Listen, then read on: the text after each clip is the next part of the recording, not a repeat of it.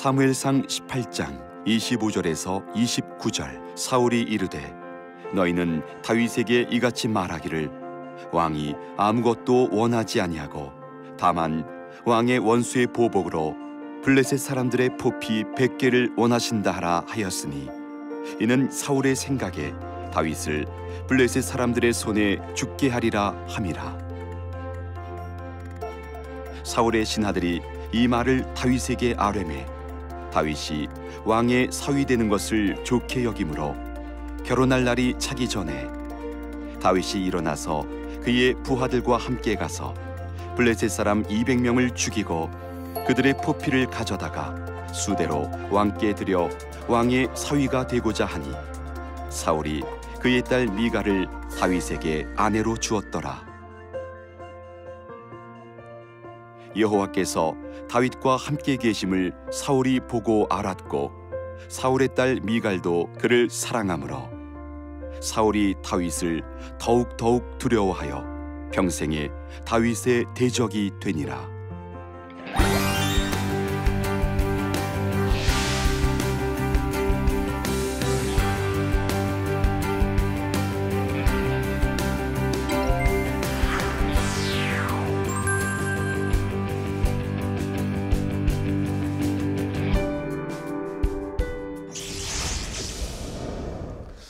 안녕하세요. 아름드리교회 이재천 목사입니다. 블레셋 용장 골리앗을 무너뜨린 다윗은 이리약 스타가 될 수밖에 없었고요. 굉장히 많은 사람의 지지와 사랑을 받았습니다. 그러나 동시에 그것이 그의 인생에 어두움을 드리우는 긴장을 초래하게 됩니다. 오늘부터 그 부분을 우리 같이 보도록 하겠습니다. 오늘 우리가 생각해 볼 초점은 뭐냐면 다윗이 그렇게 부상하니까 사울이 시기심에 빠지거든요. 그래서 이제 시기심을 넘어서 이 두려움으로 이 사람이 이제 쑥 나락에 빠져들면서 자기의 내면이 망가져가면서 자기 인생을 어둠의 골짜기로 자꾸 밀어붙이는 이야기, 그 이야기가 이제 펼쳐지는 것을 우리가 잘 보셔야 되고요. 두 번째로는 이 사냥꾼의 올무에 이제 빠뜨렸지만 하나님께서 다윗을 구출하시거든요. 그런 면에서 이 두 사람의 그 이끌어가는 그 여정을 잘 이렇게 여러분의 삶에 비추어 보신다면 우리가 지금 어디의 삶을, 누구와 비슷한 삶을 살고 있는가를 자꾸 이렇게 비춰보시면서 오늘 이야기를 따라오시면 큰 유익이 있을 것입니다. 이 가나안 히트곡, 우리 이 놀라운 승전 축하 노래가 있는데요. 여러분도 쉽게 외울 수 있을 거예요. 이 오빠 부대가 몰려갖고 사울이 죽인 자는 천천히요, 다윗이 죽인 자는 만만이다. 이 노래가 이제 여러분과 제가 보기에는 뭐 간단한 노래인 것 같은데 그 당시 합창으로 불러주면서 굉장히 사람들의 마음을 울렸던 것 같아요.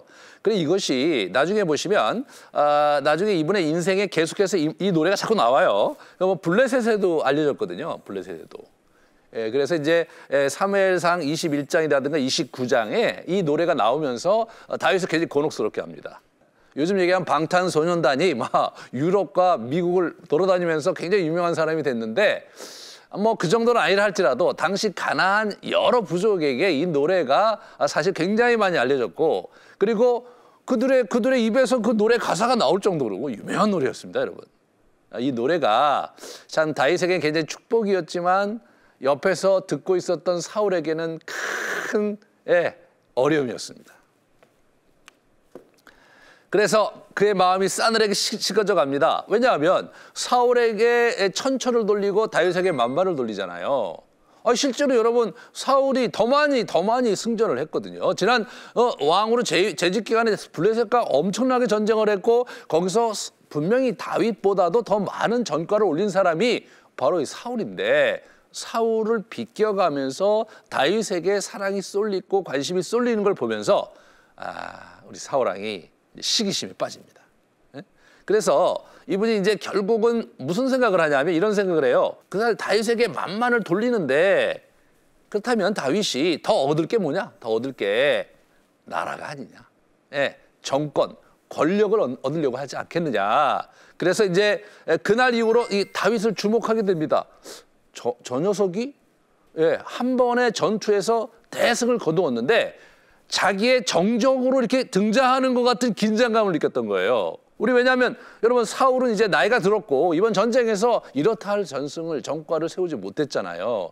거기에 대한 자책감이 사울이 많은데 다윗이 그렇기 때문에 또 사람들의 눈이 다윗에게 싹 쏠리고 관심이 가니까 젊었을 때 자기에게 사람들이 보였던 화로와 그리고 자기에 보여줬던 그런 지지가 그냥 일순간에 그 소년에게 쭉 가버리니까 이분이 아주 싸해진 겁니다.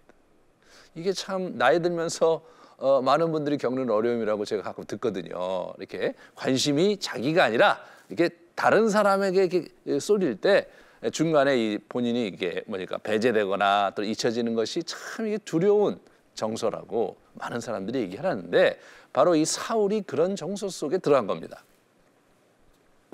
그래서 이 사람이 이제 그걸 헤어나지 못해갖고 다윗을 제거하려고 합니다. 다윗을 어떻게 제거를 하려고 하냐면 첫째 딸, 둘째 딸이 있는데 첫째 딸은 메랍이고 둘째 딸은 미갈입니다. 그래서 첫째 딸을 이제 주기로 한 거예요. 내가 주겠다. 그렇게 얘기하면서 그것을 빌미로 해서 블레셋과의 전투로 이렇게 몰아붙여서 블레셋을 통해서 제거하려는 그런 생각을 우리 이제 사울이 하게 됩니다.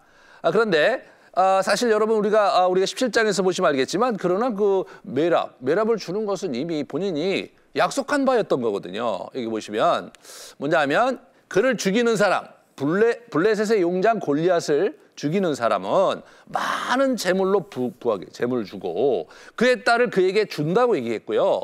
그리고 그 집안의 세금을 면제한다고 분명히 이렇게 명시적으로 공포가 된 그런 사안이었기 때문에 사실 다윗은 이건 뭐 그냥 받아야 되는 거예요. 그렇잖아요.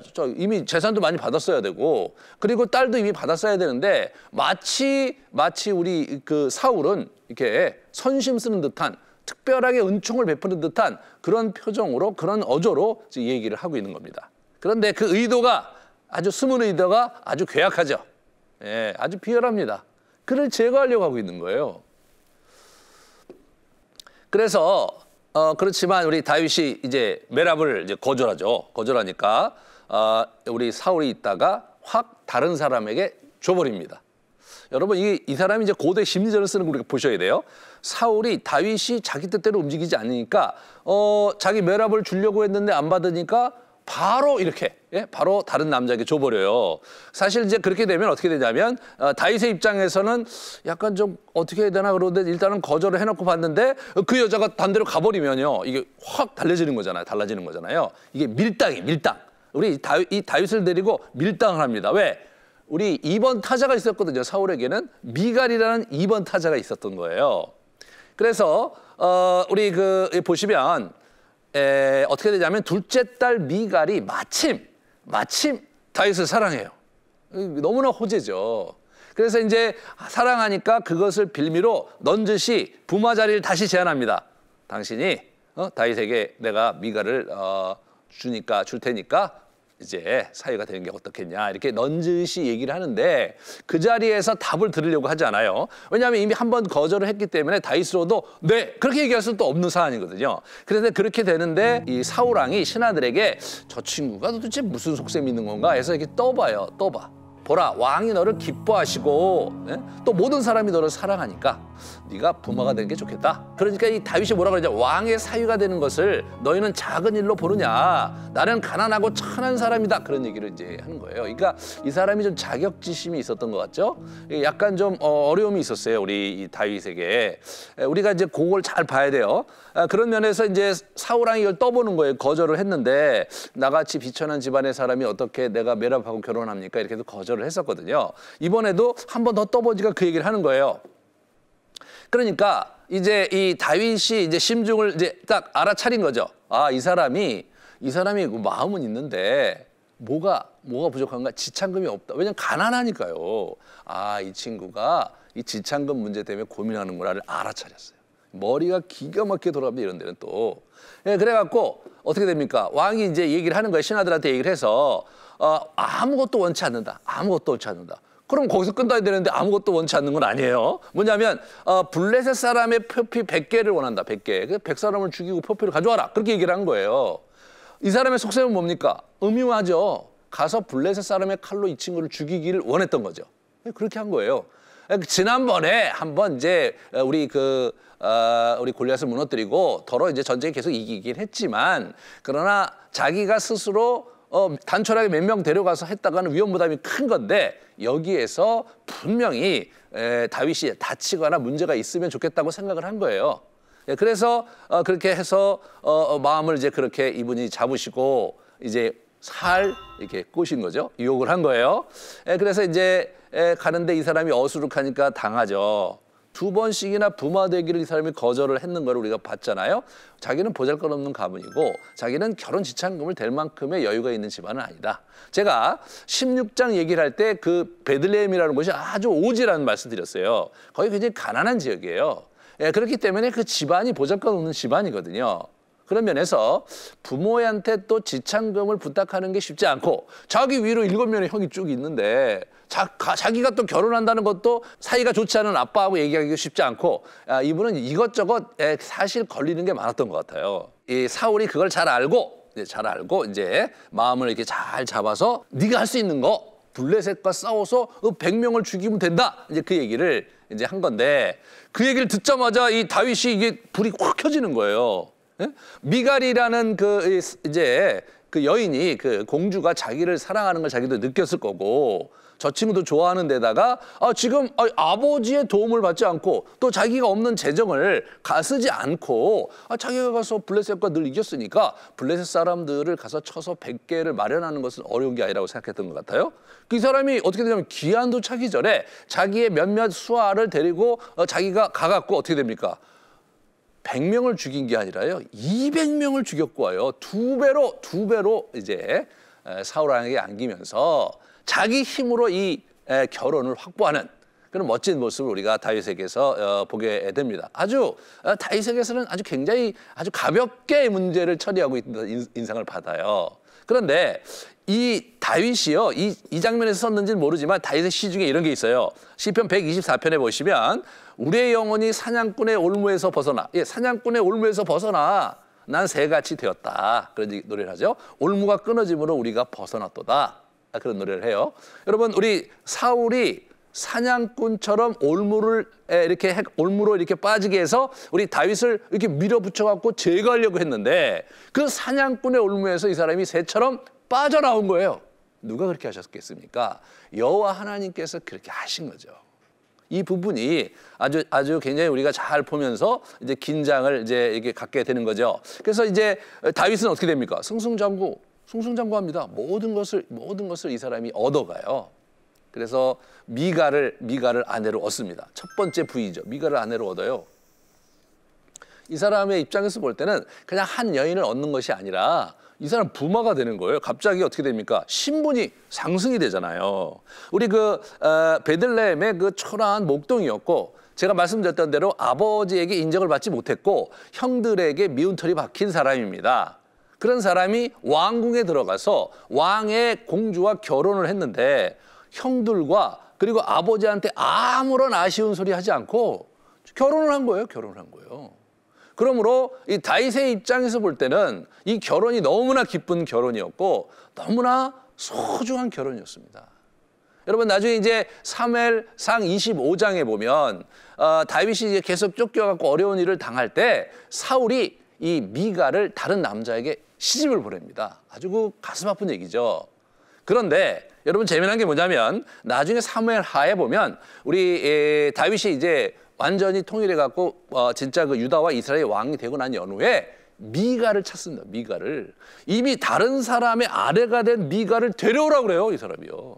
그렇게 하면서 아브넬과 이제 협정을 할 때 내가 미갈을 데려오면 너의 제안을 받아들이겠다 이렇게 얘기하면서 미갈에 대한 애정과 미갈에 대한 집착을 보이는 다윗을 보게 되는데 저는요 다윗이 미갈을 어떻게 생각했는가를 보여주는 아주 중요한 대목이라고 생각합니다.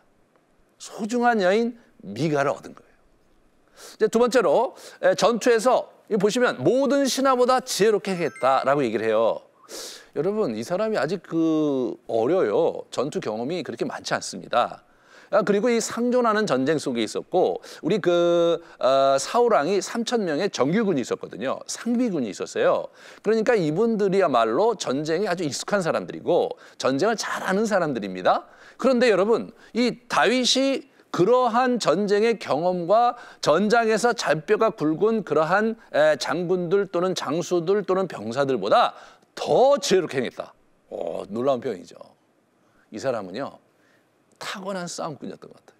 네? 거기다 하나님께서 그 능력을, 그 재능을 귀하게 사용하셔서 그 능력을 보여주셨기 때문에 하나님의 신이 임했잖아요. 우리 기름 부음 받았을 때. 그러므로 다윗이 갖고 있는 재능에 하나님의 능력이 더하니까 이 사람을 따라갈 자가 없었던 거죠. 그러니까 사람들이 어떻게 돼요? 다윗 하면 이제 완전히 우와, 다윗이야, 그렇게 얘기하는 거죠. 그죠? 이번에 전쟁에서도 또 다윗이 승리, 아주 전승을 거는데 결정적인 역할을 했다며? 그런 얘기를 하는 거잖아요.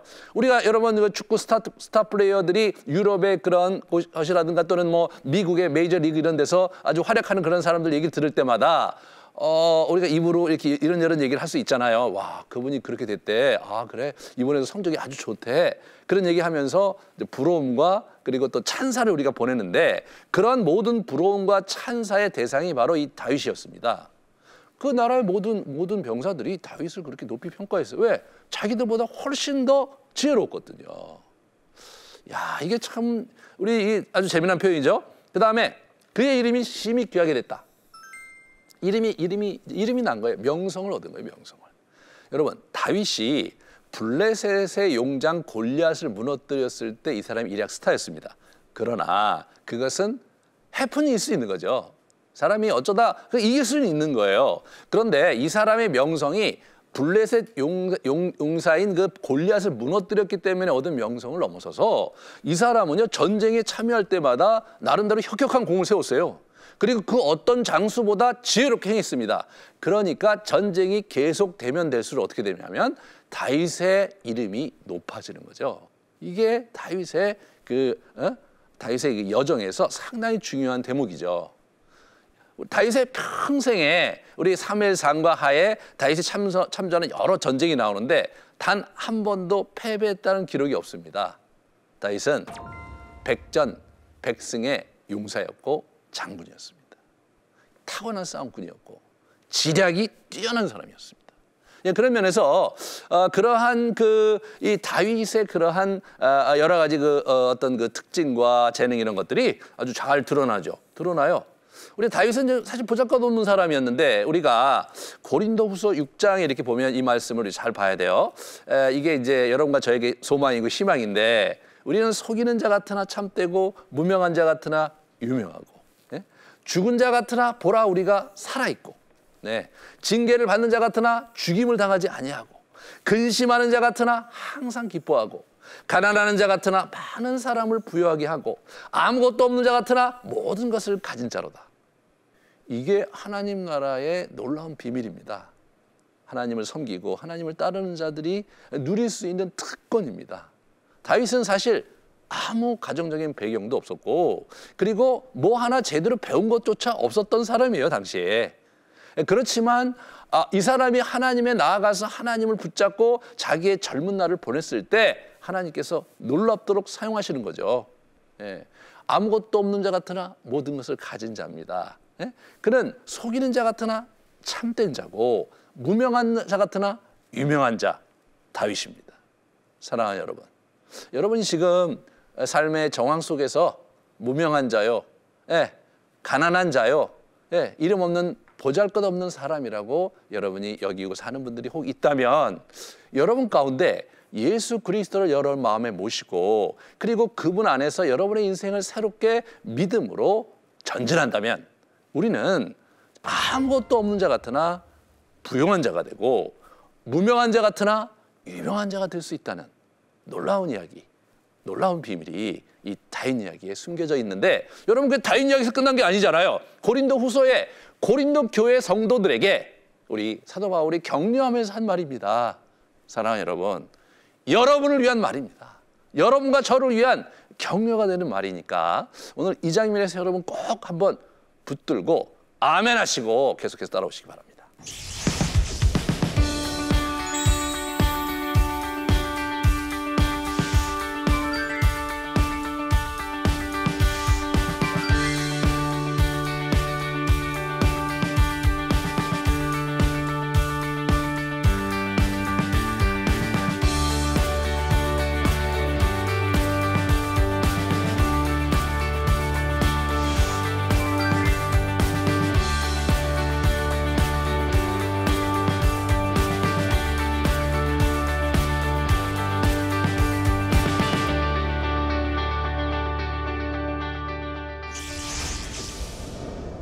그런 상황에서 그런 이야기 속에 참 이 어두운 그림자를 쫓는 그런 찌질한 사람이 있었어요. 그게 누구냐? 그게 사울입니다, 여러분. 그래서 이 사람의 마음이 막 뒤틀려요. 그래서 올무에 가볍게 빠져나오잖아요, 우리 다윗이. 그래서 올무에 빠져서 제거하려고 그랬는데 오히려 올무에서 나와서 부마가 돼버린 거예요. 와, 이게 정적을 키워준 꼴이 된 거예요. 그렇잖아요? 자기는 완전히 몰아붙이려고 했는데 이게 더 커졌어. 네. 호랑이 새끼를 데려와서 어떻게 해보려고 그랬는데 이게 다 커갖고 커다랗게 온 거예요. 사실 이게 이제 이 사울이 갖고 온 어려움이에요. 다윗을 어려움에 몰아붙이면 몰아붙일수록 다윗이 더 커. 유명해져. 주관자가 되고. 이게 참 미칠 노릇 아니겠습니까? 우리가 사울 입장에서 보면 그렇잖아요. 예, 요나단에 이어 미갈도 다윗을 사랑해.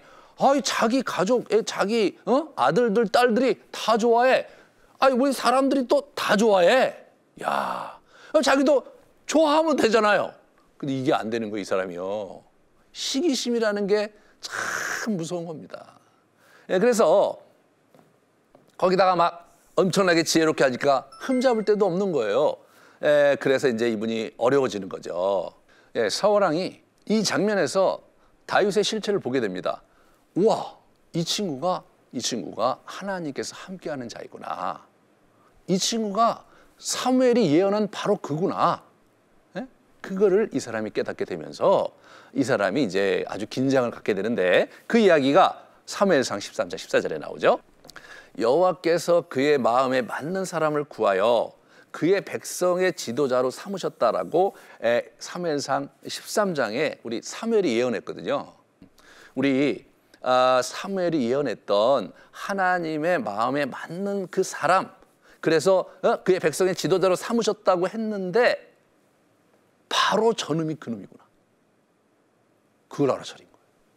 정말 망연자실했을 거예요. 와, 드디어 그 예언이 성취되고 있고 그 당사자가 내 눈앞에 있고 그 내 눈앞에 있는 그 친구가 어떻게 돼요? 사람들의 마음을 완전히 사로잡고 있고 그리고 싸움에 갈 때마다 승승장구하고 있다. 놀라운 일입니다, 여러분. 충격적인 일입니다. 만약에 여러분이 만약 그런 상황의 사울이었다면 어떻게 반응했겠습니까?